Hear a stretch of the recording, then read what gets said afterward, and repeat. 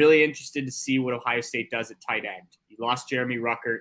He's been a key part of this offense, even if it's not statistically evident the last couple of years. Made some big catches, but also just the blocking and every little thing he does, the route running, things like that.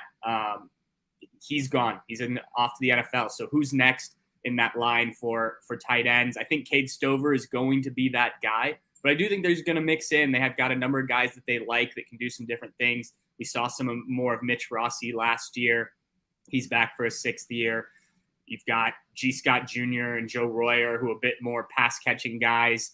The key will be figuring out how to get these guys on the field without tipping your hat as to what you're doing offensively. And in order to do that, these guys have had to work to become complete tight ends. I think Cade Stover is the most complete. And I know tight end hasn't been a sexy position for Ohio State in recent years, but it is, as I mentioned, pretty important. So I think Cade Stover is going to be vital.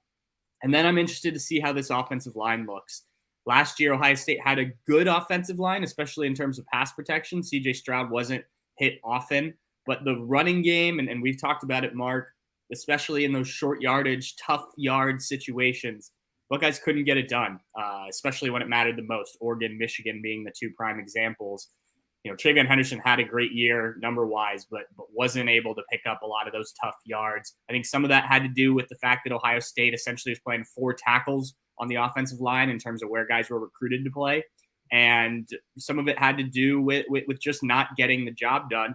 Ryan Day goes out, hires Justin Fry from UCLA, and he's not just going to be an offensive line coach. He's also, I think they've titled it run game coordinator. He was an offensive coordinator at UCLA. So Ryan Day said he really liked kind of the breadth that he brings to the job. It's not just focused specifically on the offensive line. And they want to make sure this run game is improved. And especially in those situations I mentioned, but that takes as much from a running back as it does that offensive line. You've got the returning starters in Luke Whippler at center, DeJuan Jones at right tackle, Paris Johnson's moving to left tackle, and then you add in 2 natural guards in Matthew Jones and Donovan Jackson.